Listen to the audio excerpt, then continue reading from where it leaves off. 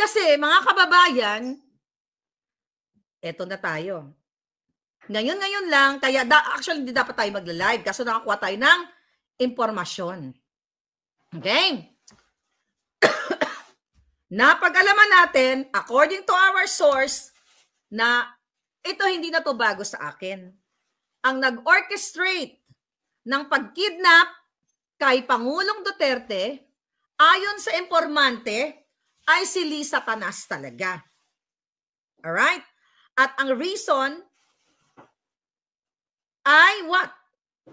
Ang reason, dahil talagang gusto nilang burahin yung mga Duterte. Ngayon, by the way, bago pala ako pumunta dito sa seryosong pag-uusap natin, posible, may possibility talagang, according to my source, na question siya ng mga authorities.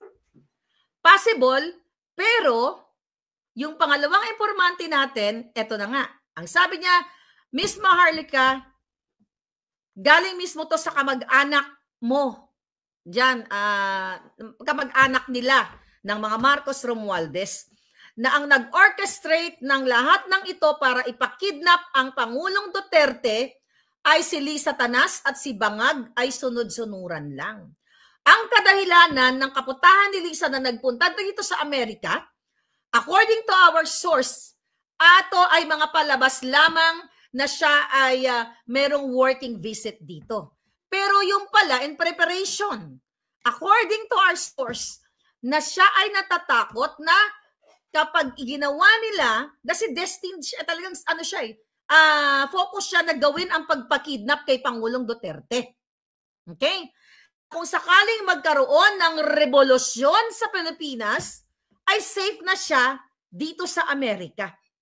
Ito mainit-init na impormasyon, ha? Alright.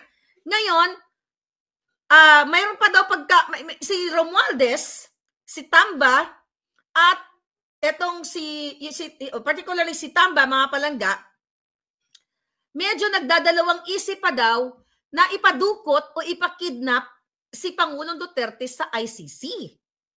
Pero sabi ni Lisa, hindi, talagang kailangan kidnapin, ipadukot ang Pangulong Duterte at ipagkanulo sa ICC. Ngayon, the reason why pumunta siya ng Amerika, according to our source, para hindi siya ma-associate o kunyari wala siyang alam sa mga ginawa o mga gagawin nila. At si Bangag, di ba, right after tsaka siya nagsalita. Dahil si Bangag ay sunod-sunuran lamang. Walang balls yan. Si Lisa Tanas ang nag-orchestrate lahat ng pandurukot o pang-extract, pang-kidnap kay Pangulong Duterte. Hindi na ito bago. Dahil si Lisa Tanas, ang tagal ko na siyang inaakusahan na kidnapper siya, nung inutos niya, nung inorchestrate niya ang pag-kidnap sa 2 minoridad mula sa Turkey na anak ng kanyang business partner, illegal business partner, according to the mother of the minor kids. Okay? Na kapartner ni Lisa Tanas, si Francis Lloyd Tichua na tatay ng mga bata. Diba? Medyo balikan nyo na lang ito kasi mahaba itong mga vlog ko dati. Kung yung mga kapapasok lang, hindi nyo masyado ma-absorb to. Pero, balikan nyo na lang yung iba. Ngayon, 2023 pa lang, inaakusahan ko na si Lisa Tanas na siya ay kidnapper.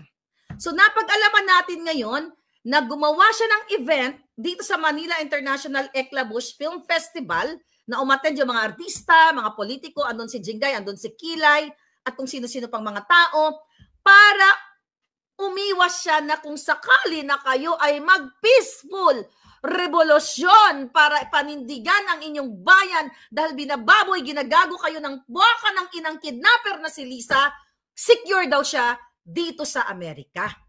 Yan ngayon ang panawagan ko sa lahat ng mga nasa Amerika o kahit saan sa buong mundo, lalo na napag-alaman natin na siya ay naka-check-in dyan sa Waldorf Hotel, pumupunta sa Beverly Hills Hilton, maraming mga Pilipino dyan. Kasi lahat ng hotel na yan, nakainan ko na at na-check-inan ko na.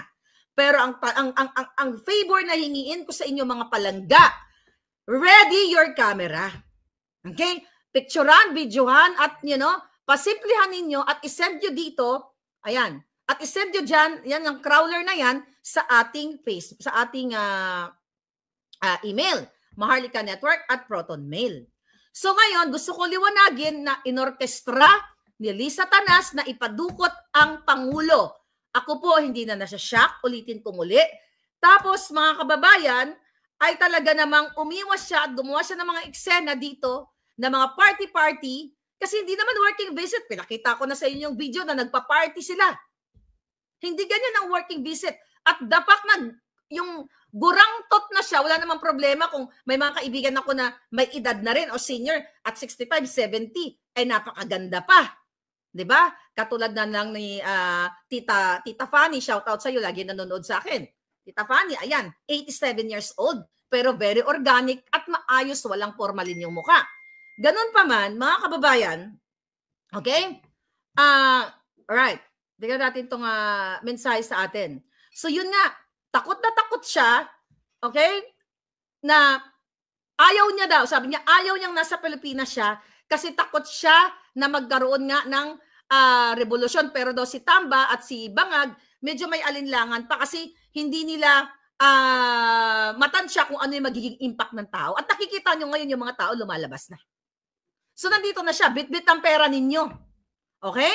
Ayon sa ating source. Kaya ang challenge ko sa mga buwakan ng inang to, para mapasinungalingan nyo ang sinasabi ng aking mga informante, not me, kasi napoforwardan lang tayo ng informasyon. Ipakita nyo yung formalin beauty ni Lisa, yung formalin peslak, that's not beauty, ang formalin look ni Lisa Tanas. Ipakita nyo, i-live nyo siya kung buhay pa ang buwakan ng ina o baka na-overdose na rin. Yan ang challenge ko, hindi yung pa-post na ganyan. Kasi I tried, okay? Na, yun nga, chinek natin, kahit kayo, machicheck nyo yan, kung meron nang report dito sa yung coroners, wala pa. Tapos, sa Beverly Hills, pwede kayo mag-request ng information to obtain public documents. You tried it. Tulong-tulong tayo, sama-sama tayo. Total, gusto naman nila akong gurgurin, at least man lang, kung matsyempohan nila akong magurgur, may ginawa akong mabuti para sa inyo. At hindi naman ako natatakot magurgur. Pero nag-iingat tayo. Ayan, ang sabi dito, yun na nga, gusto daw niya, pag nagka-revolusyon, ay safe na siya dito. At, ito pa pala. Okay, balik tayo sa sinabing na-question siya ng mga polis. Sa batas, binasa ko to bago tayo nag-vlog, wala naman talagang immunity ang First Lady. Alright? May mga lawyer dyan na mga gagaling, di ba? Wala namang immunity ang First Lady sa batas ng Pilipinas. Pero mga kababayan, okay, pwedeng magkaroon ng diplomatic immunity. Ang tawag daw pala doon is extended immunity. Okay? Extended immunity na kahit magkaroon siya ng criminal case o kung ano man, pero yung pagpunta niya ay related o diplomatic mission, which is mukha nga pinapalabas nila kasi working visit eh. Diba? Ang post nila, working visit, diplomatic mission. So according to our source, meron siyang extended diplomatic immunity. So, pwedeng natanong siya, na-question siya, pero hindi siya pwedeng ikulong o kasuhan because of that extended diplomatic immunity. Na kung ano yung immunity ng presidenteng Bangag, na-extend sa kanya. Maraming pwedeng, okay? Pero possible na magkaroon ng extended immunity ang mga pamilya ng presidenteng Bangag. Alright? So, ang sabi dito, mga kababayan, so, let's say for example, ang pagpunta ni Lisa Tanas dito sa Amerika ay official functions, which is yun ang pinapalabas sila, pwede siyang talagang bigyan ng extended diplomatic immunity, referring to the international laws. So I'm not gonna discuss that because I don't know about international law dahil di naman tayo lawyer. So yun lang ang nasabi sa atin ng ating informante, mga palangga. So kaya nga ang challenge ko sa mga buwaka ng ina, pero kasi yung iba naman na nag-read, may mga nababasa din naman kasi ako na nakulong si Lisa Tanas. I did not say that. Okay? Hindi ko sinabing, excuse me, hindi ko sinabing nakulong siya, na-hold.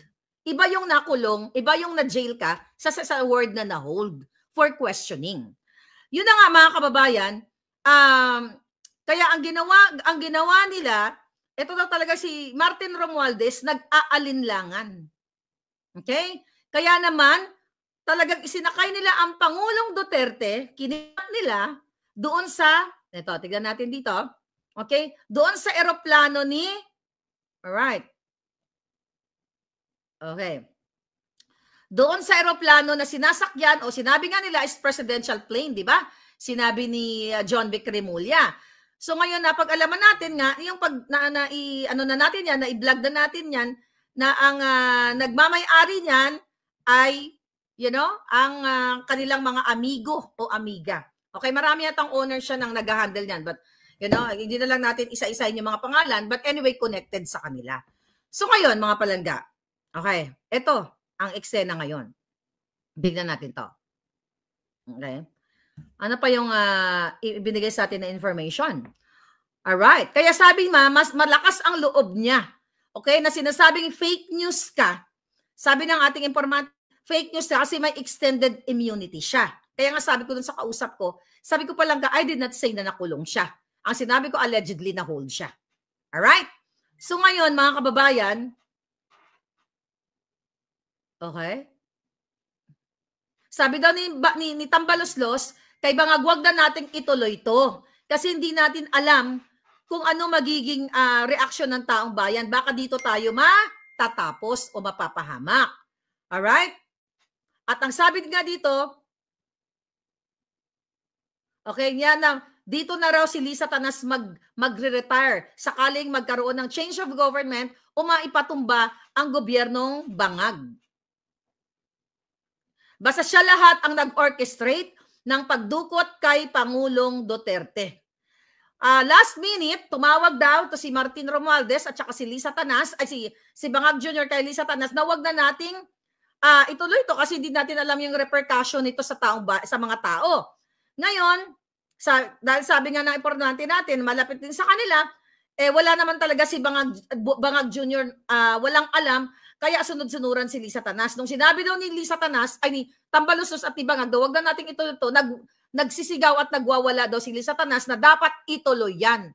Dukutin at kidnapin ang Pangulong Duterte o i-extract ang Pangulong Duterte. Okay? Yan ang marching order. Yan ang extraction ni Lisa Tanas. At another thing na binigay sa atin ng informante, yung zero budget, maisingit ko lang kasi kasama sa information. Ang nagpa-zero budget talaga sa PhilHealth ay si Marcos Jr. at si Lisa Tanas. Tandem silang dalawa. Kaya nga mga kababayan, hindi nyo ba nakikita? Whether galit kayo sa pagmumukha ko, dahil yung bunganga ko umaabot hanggang Mars, pero isipin nyo ang inyong future. Isipin nyo kung bakit may isang Maharlika na ayaw tumigil sa kabila ng 4 na kaso dito civil cases sa Amerika, 1 case dismissed with prejudice, 3 nilalabanan ni Maharlika, and now ang hamon sa akin, ang pananakot sa akin, inciting to sedition, another cyber libel case dyan sa Pilipinas. Sabi ko nga, bring it on. Tanga ka na lang siguro kung bakit ang isang Maharlika ay tinatarget. I'm just an ordinary person like you. It's just so happy na yung bunganga ko kasing laki ng mundo. Kaya naaabot lahat ng mga impormasyon sa buong mundo. Kaya sila gustong ipa-assassinate ako, ipagurgur ako, kasuhan ng patong-patong. At hindi nga po ako natatakot.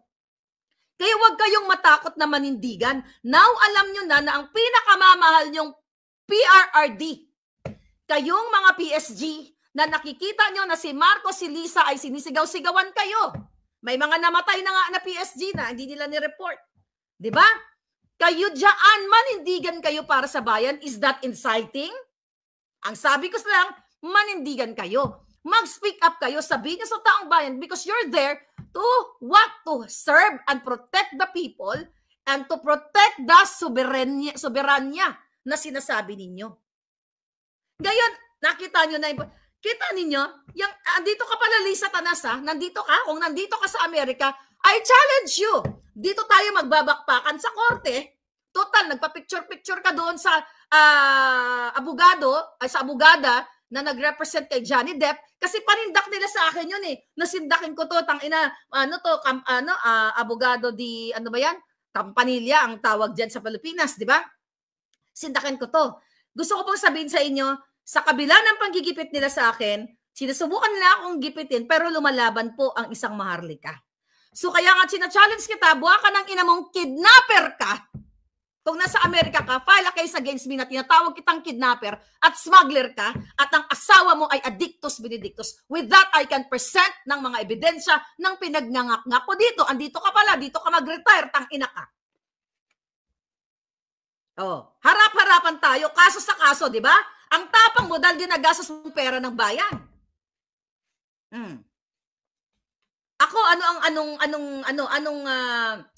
anong ginagawa ko? Kahit sa kabila ng sitwasyon, okay? Ng buhay ko dahil di naman ako mayaman sa Amerika. Okay? Nilalabanan ko sila at my own expense. 'Di ba? Ng aking pakikipaglaban dito at my own expense. Na walang pera ng China, walang pera ng Pogo. 'Di ba? Ng Pogo at kung kanino pa.